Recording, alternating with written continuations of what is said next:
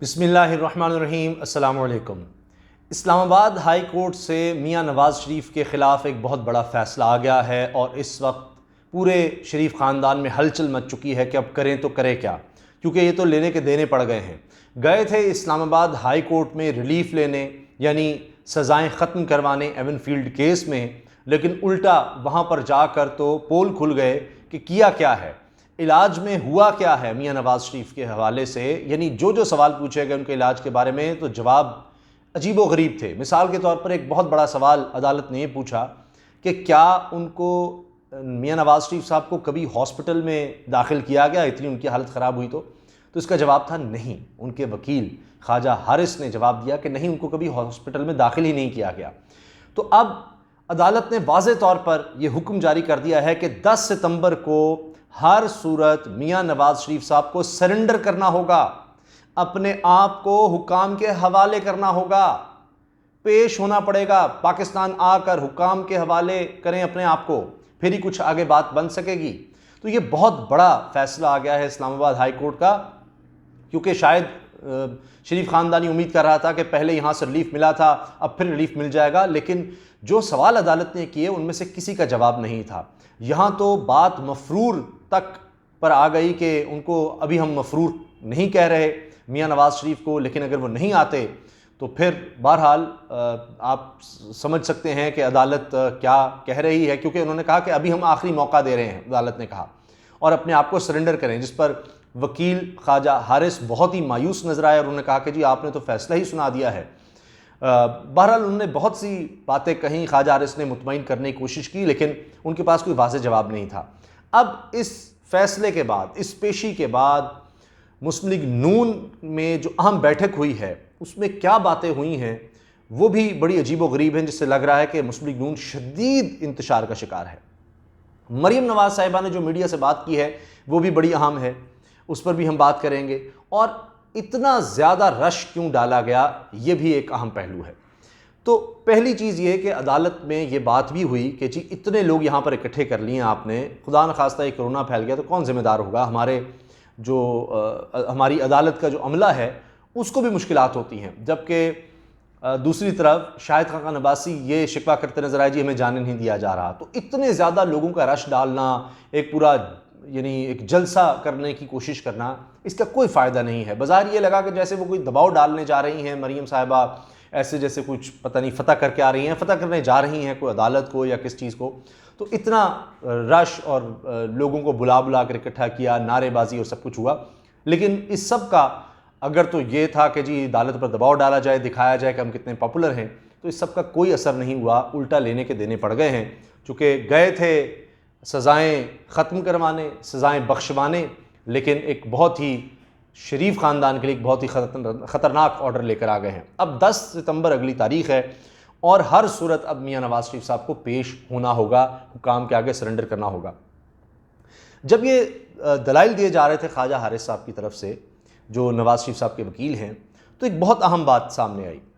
ये 2 रुकनी जो बेंच था इस्लामाबाद हाई कोर्ट का, उसमें ये बात कही गई कि जी इस अदालत ने 8 हफ्ते की मोहलत दी थी, यानी ज़मानत 8 हफ्ते के लिए थी, मशरूत थी कि भाई आपको 8 हफ्ते के लिए जाने दिया जा रहा है इलाज के लिए। तो उसके बाद क्या हुआ? उसके बाद तो ये था कि आपने पंजाब हुकूमत से इजाज़त लेनी है, तो उसका क्या बना? तो ख्वाजा हारिस ने कहा जी वो तो 27 फरवरी, यानी 27 फरवरी को ही पंजाब हुकूमत ने इनकार कर दिया था मज़ीद ज़मानत देने से कि जी और मियां नवाज़ शरीफ साहब बाहर नहीं रह सकते। तो अदालत ने कहा फिर उसके बाद आपने क्या किया? कोई अपील की कि जी पंजाब हुकूमत मज़ीद बाहर जाने की इजाज़त नहीं दे रही? तो उन्होंने कहा नहीं जी हमने कोई अपील नहीं की। तो इसका मतलब है अदालत ने कहा कि फिर वो फैसला वहीं रहेगा, आपने तो मौका गंवा दिया, आपको इसका मतलब है उस फैसले पर या तो इतराज़ ही नहीं था। अब वो कहानी तो हो गई ख़त्म। अब इसका मतलब है आप वहाँ जा ही नहीं सकते। मज़ीद पंजाब हुकूमत से इजाज़त अब ना आप वो कहते हैं जी दोबारा मांगी, लेकिन उस पर आपने उस तरह अदालत आके एतराज़ नहीं किया, वो मौका आपने गंवा दिया। अब तो 10 तारीख को सरेंडर ही है। और अगर नहीं आते, ये भी सवाल उठाया गया है अदालत में कि अगर मियां नवाज़ शरीफ साहब ने सरेंडर ना किया तो फिर आगे अदालत चीज़ें देखेगी। और ये भी इशारा दिया रिमार्क्स में कि जिस शख्स ने हाई कोर्ट में, लाहौर हाई कोर्ट में ज़मानत दी, यानी शहबाज शरीफ, तो उनके खिलाफ भी कार्रवाई हो सकती है। ये बात भी रिमार्क्स में आई कि जब मियां नवाज़ शरीफ सरेंडर नहीं करेंगे अगर, अब ये कहा गया ख्वाजा रिजवी की तरफ से जी उनका इलाज चल रहा है। तो उन्होंने कहा, अदालत ने कहा हमारे पास तो जून की रिपोर्ट है। उन्होंने जब ख्वाजा रिजवी ने कहा जी मैंने मेडिकल रिपोर्ट साथ लिखाई है, उन्होंने कहा जून की रिपोर्ट है, उसके बाद की तो रिपोर्ट ही नहीं। कहा गया जी हमने वो रिपोर्ट दूसरी है, आ रही है, वो भी हम पेश कर देंगे, वो पाकिस्तान के हाई कमीशन से उसको टेस्टिफाई होना है। ये बात भी हुई कि जी क्या विफाक की तरफ से कोई गया है मियां नवाज शरीफ साहब की हालत को देखने के वो किस हाल में हैं, उनका इलाज क्या चल रहा है, वो ठीक हैं नहीं हैं। तो विफाक की तरफ से कोई जवाब इस बारे में नहीं आया और विफाक के वकील ने यही कहा जी हम इस बारे में मुझे कोई डायरेक्शंस नहीं है, फिर मैं इस बारे में बता दूंगा। जो नैब के वकील थे उन्होंने इनकी दरख्वास्त के ख़िलाफ़ दलाइल दिए और यही बात कही कि जी ये तो इनकी ज़मानत कब की ख़त्म हो गई, उस वक्त से ये मफरूर हैं, ये तो भागे हुए हैं। अब अदालत ने मफरूर तो नहीं कहा, मगर 10 तारीख तक लग नहीं रहा कि मियां नवाज शरीफ साहब पेश होंगे, चूँकि अब ये भी उड़ती उड़ती खबर आ गई है कि उनका कोई इलाज अब शुरू होने वाला है, आखिरकार कोई सर्जरी वगैरह या कुछ ऐसा होने वाला है। ख्वाजा रिज़वी कहते रहे कि जी वो वबा थी, ये मसला था, मियां नवाज शरीफ साहब यहाँ आ ही नहीं सकते, उनकी जान को ख़तरा है। मगर अदालत में कोई ऐसी चीज़ सामने नहीं आई कि जिसकी वजह से ज़ाहिर हो सके कि उनका कोई ऐसा इलाज चल रहा है कि उनको कोई जानलेवा मसला था, उसकी वजह से ना तो वो हॉस्पिटल एडमिट हुए, हॉस्पिटल में एडमिट ही नहीं हुए, यानी जान को ख़तरा है लेकिन हॉस्पिटल एडमिट नहीं हुए, इसके अलावा ही इलाज चल रहा है। तो अब अदालत ने जो भी इनकी दरख्वास्त थी, यानी ज़मानत में तौसीक़ का आप कह लें, वो भी गई, उसको भी एंटरटेन नहीं किया अदालत ने, कहा जी इस मामले में तो कुछ नहीं हो सकता।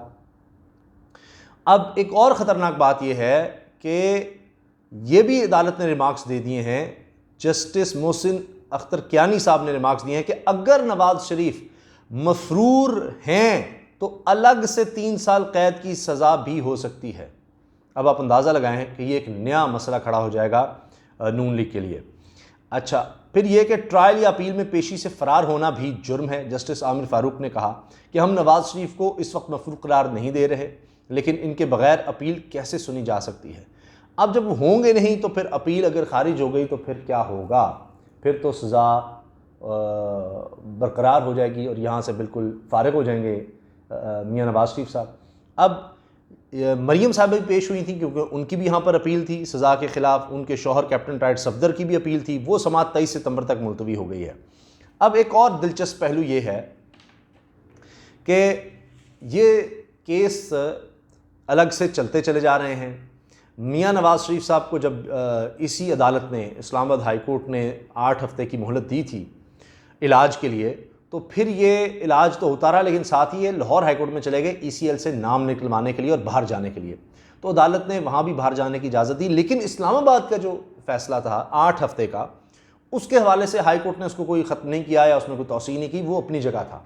तो लिहाजा अब इस्लामाबाद हाई कोर्ट कह रही है कि हमारा तो फ़ैसला वहीं का वहीं है। लाहौर हाई कोर्ट का फ़ैसला अपनी जगह के उन्होंने ECL से नाम निकाला, लेकिन उसका इससे क्या ताल्लुक़ है। तो 8 हफ्ते तो कब के गुजर गए, ना नवाज शरीफ साहब वापस आए, ना उन्होंने इस बारे में कोई अदालत को बताया, ना आगाह किया कि जी हम गए हैं पंजाब हुकूमत के पास, उन्होंने मज़ीद हमें बाहर रहने की इजाज़त नहीं दी। यानी उन्होंने कोर्ट को समझा ही कुछ नहीं, जैसे कि बस बाहर चले गए हैं, अब कौन पूछने वाला है, कोई चक्कर नहीं, छोड़े पड़े। अब ये जब सारा मामला आया अपीलों का, तो अब उनको ख्याल आया कि जी आना है। नवाज शरीफ साहब आ नहीं रहे, ये वाज़े हो रहा है। मरीम साहिबा ने बाहर खड़े होकर बयान दिया कि जी वो तो आना चाहते हैं, वो तो मुल्क में आना चाहते हैं। नवाज शरीफ साहब ने बयान दे दिया कि मुझे जैसे ही डॉक्टर इजाज़त देंगे मैं आ जाऊँगा, लेकिन डॉक्टर ही इजाज़त नहीं दे रहे। डॉक्टर्स ने क्या इजाज़त देनी है, मरीम इजाज़त नहीं दे रही। लेकिन अब लग रहा है कि जो भी वो डील वाला मामला हुआ था वो अब हो गया है ख़त्म, इसलिए कि मरीम साहिबा ने दोबारा से इदारों के ख़िलाफ़ महाज़ारी शुरू कर दी है। आज उन्होंने ख़ास तौर पे lieutenant general retired Asim Salim Bajwa साहब को निशाना बनाया, मीडिया से जब बात की, और मुसलसल ये कहती नज़र आई कि जी CPAC तो बनाने वाले नवाज शरीफ हैं, वो अगर आ सकते हैं अदालतों में, उनके असासे पूछे जा सकते हैं, जस्टिस काजी फाइज़ा के, उनकी अहलिया के असासे पूछे जा सकते हैं, मेरे मरीम नवाज़ के जो कोई उनका ओहदा नहीं था जनाब, तो उनके सब हो सकते हैं, तो आसिम सलीम बाजवा साहब के क्यों नहीं हो सकते।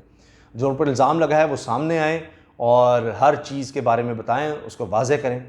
तो अब ये नज़र आ रहा है कि अब मरीम साहिबा, यानी ये जो अदालत उनको बुलाया गया है, अब इसका गुस्सा वो इदारों के ख़िलाफ़ निकालेंगी। उन्होंने कहा कि जी सबके होने चाहिए, और अब बताएं इमरान खान साहब, पूछें आसिम सलीम बाजवा से, असासों का वो तो एहतसाब का कहते हैं, इनसे मनी ट्रेल मांगें या इनसे पूरी जायदादों का हिसाब मांगें। वो मैं आपको बता दूँ, तो चंद दिन में वो इस चीज़ को सब वाज़े करने वाले हैं आसिम सलीम बाजवा साहब। तो खैर, अब ये नज़र ही आ रहा है कि अब फिर से ये इदारों के ख़िलाफ़ बयानिया होने वाला है, और मैं पहले ही बता रहा हूँ ये फिर नाकाम होगा, क्योंकि लोगों को ये नज़र आएगा कि पहले भी इस तरह से करके एक्सप्लॉइट करने की कोशिश की और फिर बाहर चले गए, अब आना चाह नहीं रहे। ये जेल भरो तहरीक की बात कर रहे हैं, ख़ुद आना नहीं चाहते, खुद बचाव के लिए अदालतों में जा रहे हैं। मियाँ नवाज़ शरीफ साहब आ नहीं रहे। शहबाज शरीफ साहब को अपनी पड़ी हुई है कि अगर नवाज़ शरीफ ना आए तो मेरे खिलाफ़ क्या हो जाएगा। अब शायद इस वजह से वो कुछ APC वगैरह बुलाएं, लेकिन पीपल्स पार्टी कहेगी कि अब आपको ज़रूरत पड़ी है तो फिर आप भाग कर आ गए हैं, तो वहाँ भी मामला नहीं बनेगा। उसकी वजह यह है कि जो इजलास बाद में हुआ है, इस सारे ऐलान के बाद इतनी मैं कहूँगा कि ख़तरनाक शहबाज शरीफ, नवाज़ शरीफ, उनके ख़ानदान के लिए सूरत हाल पैदा हो गई है अदालत के इस हुक्म के बाद। क्योंकि अगर ये सरेंडर नहीं करते तो ये एक तरह से लग ये रहा है कि तमाम हुकूक खो देंगे, कि जब अदालत के सामने आएंगे नहीं तो अदालत कहेगी कि फिर आपकी सज़ाएँ फिर हम बहाल करते हैं, ज़मानत वगैरह ख़त्म, बस ठीक है, फिर तो वो मफरूर हो जाएंगे और फिर बड़ा मसला खड़ा हो जाएगा उनके लिए, आगे किस तरह से अदालत में जाएंगे। तो अब उसके बाद इतने बड़े फैसले के बाद ये जब बैठे हैं नून लीग के बड़े, तो उसमें शाहिद खाकान अब्बासी साहब ने कहा है कि जो तफरीक फैला रहे हैं पार्टी में उनके खिलाफ कार्रवाई की जाए। तो नज़र आ रहा है कि पार्टी के अंदर एक सोच नहीं है, फिर वही डिवीज़न है, वही डिवाइडेड पार्टी है, हर एक को अपनी अपनी पड़ी है। तो इस खुद जो पार्टी डिवाइडेड है वो APC में जाकर क्या बाकियों को मिला सकेगी। चूँकि पीपल्स पार्टी को इस वक्त कराची की फ़िक्र है कि वहाँ जो हालात हैं उसकी वजह से बड़ी बदनामी हो रही है पीपल्स पार्टी की हुकूमत की, सिंध हुकूमत की, उनको वहाँ लेने के देने पड़े हुए हैं।